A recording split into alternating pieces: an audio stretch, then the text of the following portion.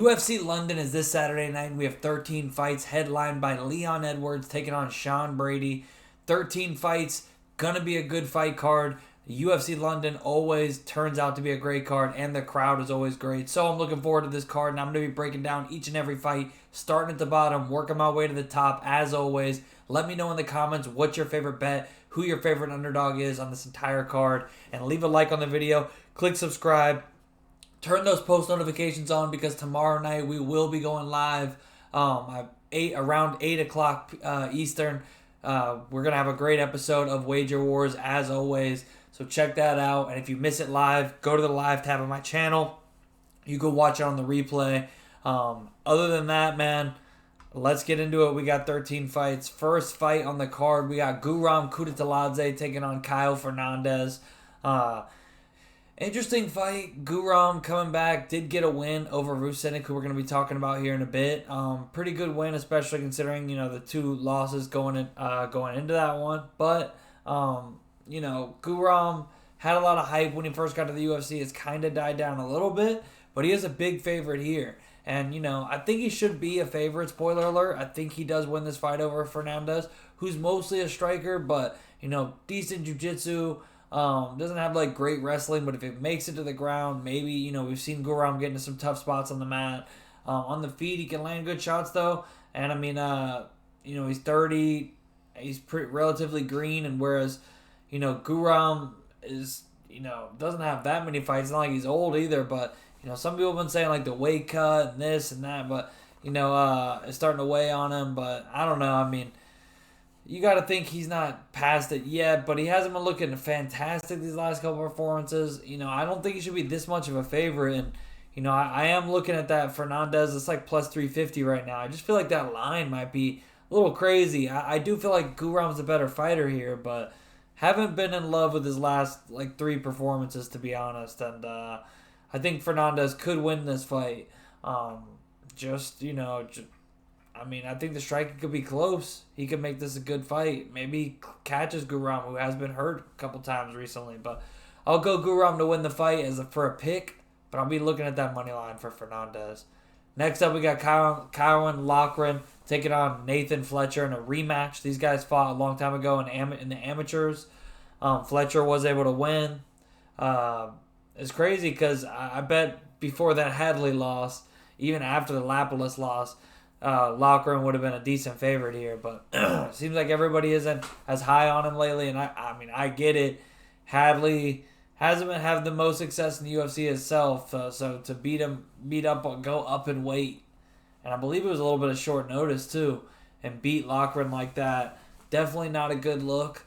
And especially a guy like Nathan Fletcher, who, I know he can wrestle, went out there against Ramaskas after that leg break, was able to go, take him down, ends up submitting him. This guy Fletcher can grapple, man. Good jiu-jitsu, good wrestling. I think the striking is going to be pretty competitive. Neither are great strikers, but I just like Fletcher to go in there, make some takedowns in, and, win this fight. So, just not big on Loughran. I think Fletcher is able to get the takedowns. So, I'm thinking about betting him. I don't like to bet these two newbies, but I'm I'm higher on Fletcher here than Loughran. And I think stylistically too, man. Andy's got the mental edge. Already beat this guy. It's even money now, so I might bet it. I'm considering it. I think it's minus 115 right now, so might end up playing it. But I'm gonna go Nathan Fletcher. It actually is minus 110, minus 115 right now. So yeah, even money. Give me Fletcher. And we move on to the next fight, man. What do you even got to say? I thought both these girls lost their last fight. Both won decisions. That Tomar fight, man, I had money on Amanda. I'll admit that. But I thought she won 30-27. That was in the same level as that Francis Marshall fight the other day. Maybe that might have been even worse. But, I'm not high on Tomar. She's tiny. She throws these kicks with no power. Shauna Bannon, it's not pretty either, man. These girls are probably going to mostly strike. Maybe Bannon tries to take Tomar down, who looks like she just absolutely can't even spell jiu-jitsu. I think Bannon wins a bad decision, just a shitty, low-level decision. Not trying to be disrespectful, but it is what it is. This shouldn't be on a UFC pay-per-view. Sorry.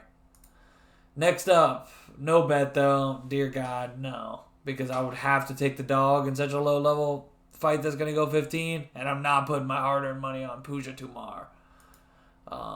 Next up, Andre Pulaev taking on CLD's Christian Leroy Duncan. I had Pulaev in the Contender Series. I bet him. Was pretty kind of a sloppy fight though. Got it done, but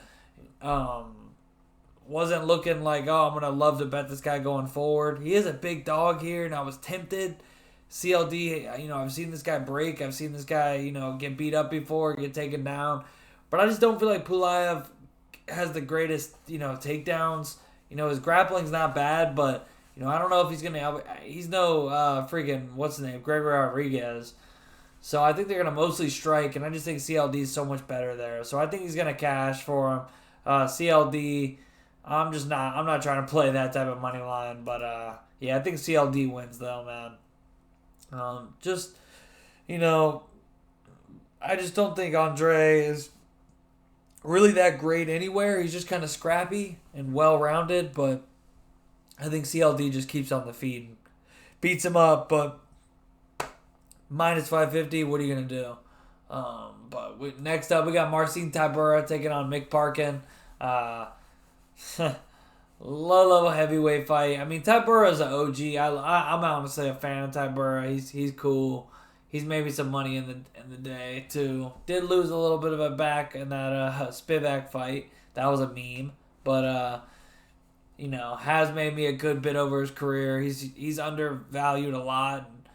He's a small underdog here at this point. The line's kind of flipped, and it's interesting because I do feel like Parkin hasn't looked great. I get that he's 29, but it is heavyweight where you can last a little longer. And Tybura's got great grappling. His striking is not bad. I don't think the striking is going to be super, like Parkin should have an advantage. 10 years of age. He's going to be the quicker guy. He's the naturally bigger guy. Tybura's never been the biggest heavyweight, but, I think he's pretty, he's crafty. He's a veteran. He can make it close on the feet, and then if he gets on top of Parkin, man, he can finish him. So I'm gonna go Tybura, man. I'm gonna say Tybura gets it done. Decision, couple takedowns, some ground and pound. Give me Tybura. Close decision. No bet though, man. It's a closely lined fight for a reason. I don't see I have much edge. Next up, we got Loner Kavanaugh taking on Felipe Dos Santos. Yeah, Kavanaugh cost me one of my, I was on a roll Contender Series, but I did remember losing that bet in like 10 seconds on Antoine Ho, who's a good fighter, and Kavanaugh slept him. And Kavanaugh does have power. He's super fast, and that gives guys trouble. But he's well-rounded too. And I mean, I think the path of least resistance here is to get the takedowns. Two young guys, but Felipe Dos Santos fights like everybody I shoot the box. He's trying to take you out. On the ground, it's all submissions. On the feet, he's trying to knock you out with every shot. Kavanaugh is the more well-rounded guy. He could probably get takedowns here. Better wrestler. And, he should be the favorite. I think he's a great prospect, and I'm super high on him. But he shouldn't be this much of a favorite. So I went ahead and bet Felipe Dos Santos plus 320, man. It's a flyweight fight. I do think, something to bet when you get these flyweight guys is when that guy has a legitimate wrestling advantage. But, Felipe can scramble up. He can get a submission off his back. I know that's low level or low likely in the UFC, but it does happen a little bit more in these lower weight classes. He's scrappy. He's going to keep freaking fighting. And, I mean, his losses, okay, Andre Lima and Manel Kape on short notice. Like, I get it. I think Kavanaugh should be the favorite, but I think he should be like minus 250. Not minus 400 something. So, yeah, plus 320, Felipe Dos Santos. I think he can win this fight. I'm gonna say Kavanaugh should win. Like I said, he should be the favorite. I'm not gonna make a hot take for the sake of a hot take. Kavanaugh will be my pick, but I bet Felipe Dos Santos plus 320. Next up, we got Jai Herbert taking on Chris Padilla. Good fight here, man. Well, good matchmaking.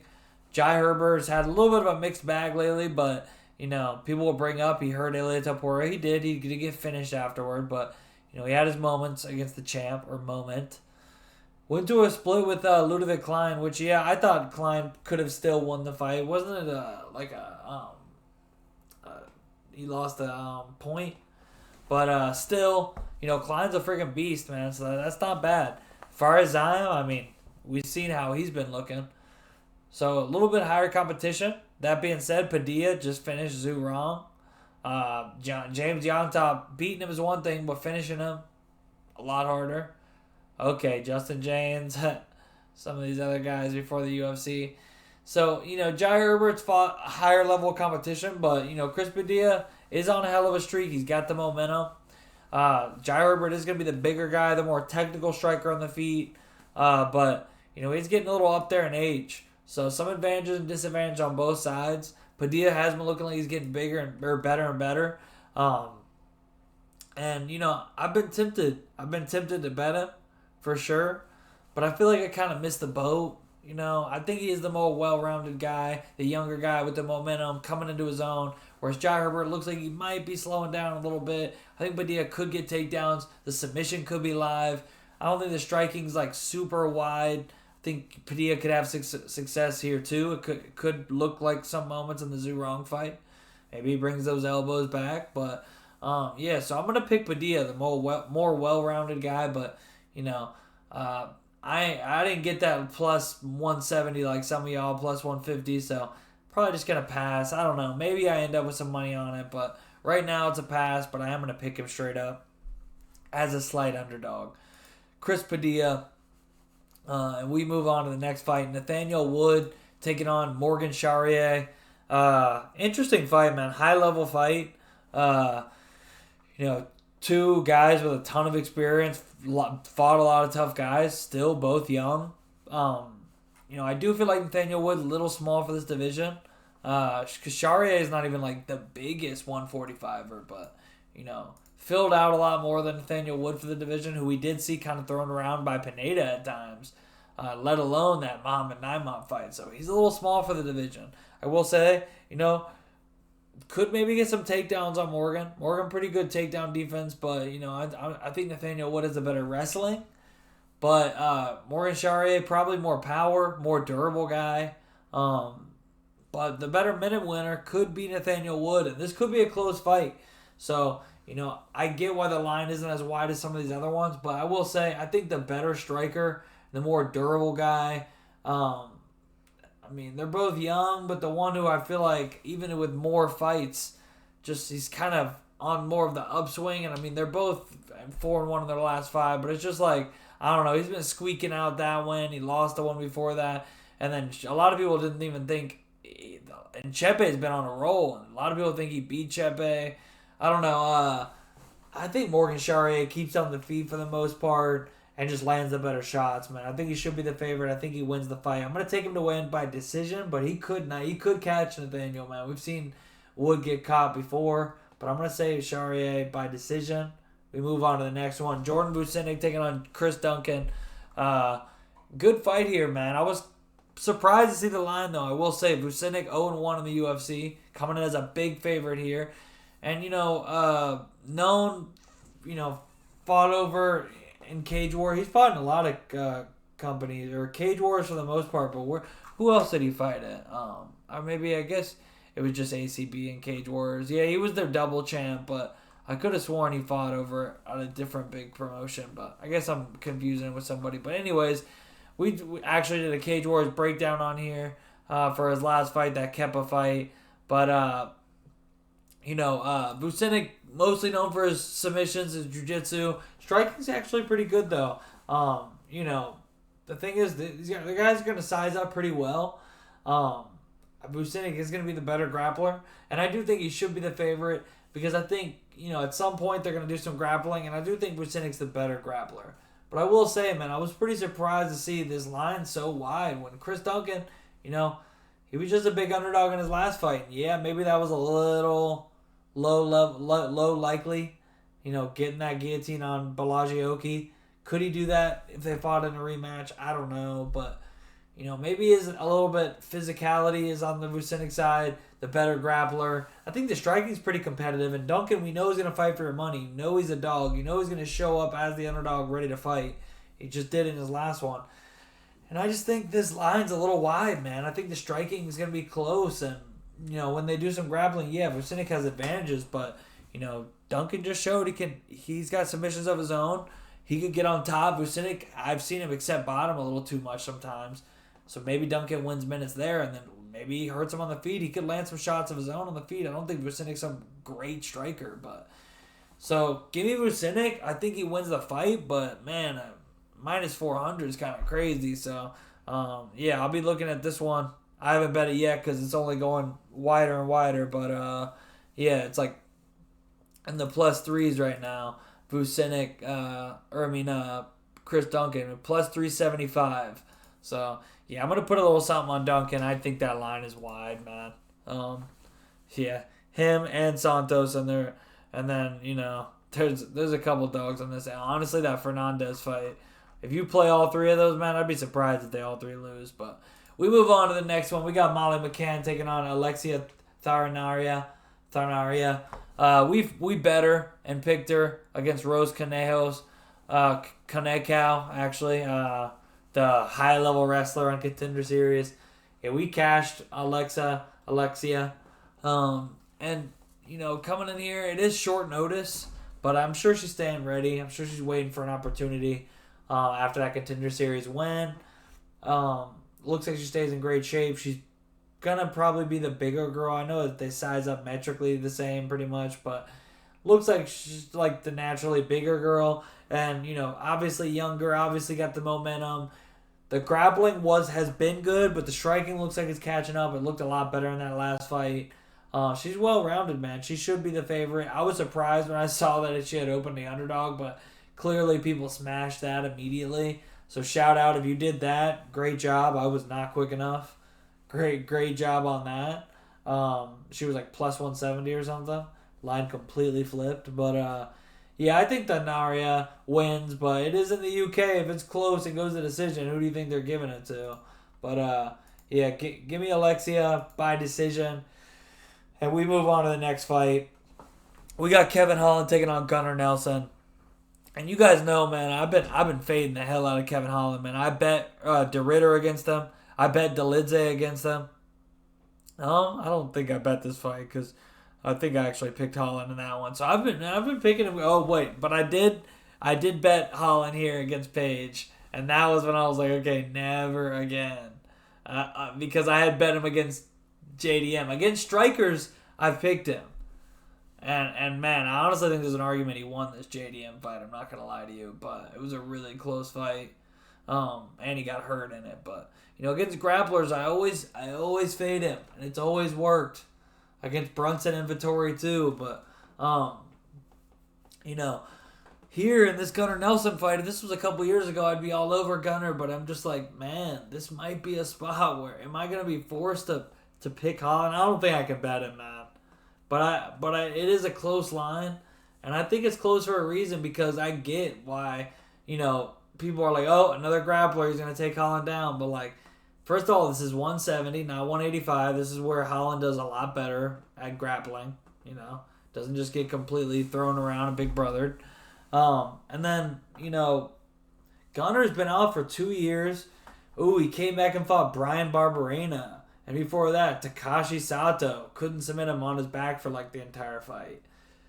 Is he going to submit Holland? I don't know if it's going to be that easy for him to submit him, man, because I think their jiu-jitsu is probably pretty comparable, and he doesn't have like crazy physicality advantages here. It's actually Holland who's probably going to be the more athletic, maybe even like bigger guy. Gunnar Nelson's not the biggest 170er, and he's 36 years old.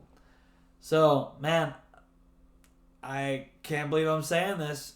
I'm going the underdog, Kevin Holland. I think he might knock Gunnar out, dude, honestly. I think Gunnar might get knocked out, but hey, he has been off for so long. I'm sure if he's coming back, he's been training hard. And I'm sure he loves this matchup. Somebody he can take down. But I don't know, man. I think Holland could knock him out. I think Holland could catch a sub of his own.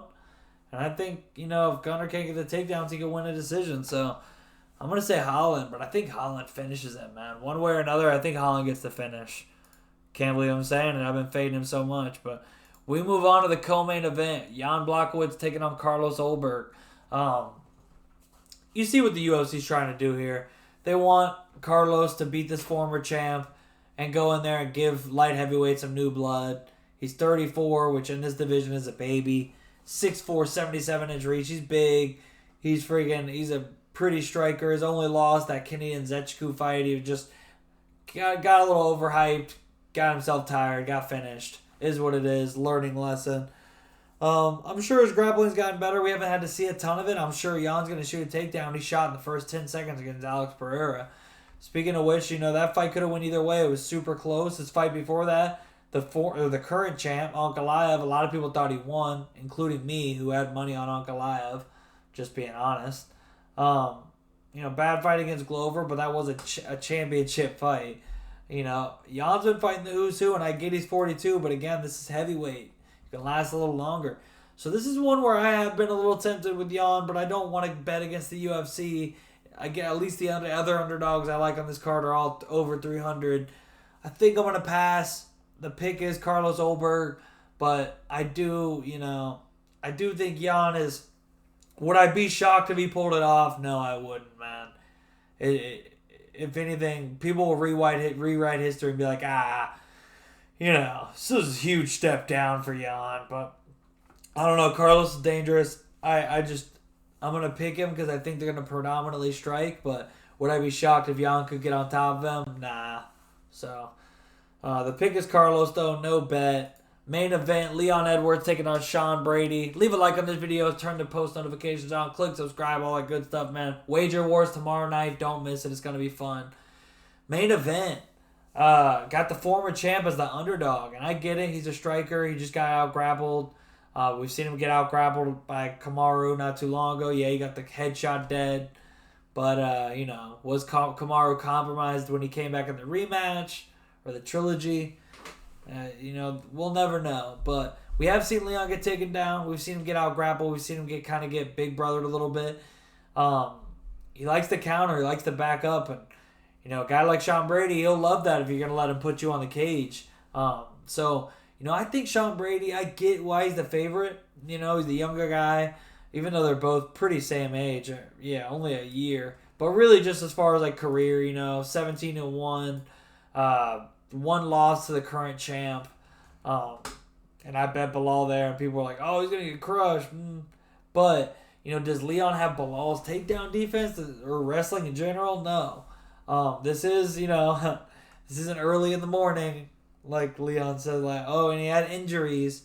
If all that's true, then, hey, maybe he has a better performance just on that. But, I think Sean Brady should be the favorite, man, because, I haven't seen anything to see that he doesn't have a gas tank since the Chiesa fight. It seems like it's gotten a lot better. I liked his last performance against Burns. I think he can compete enough in the striking to then get the takedowns, push him forward, or push him backwards, go forward.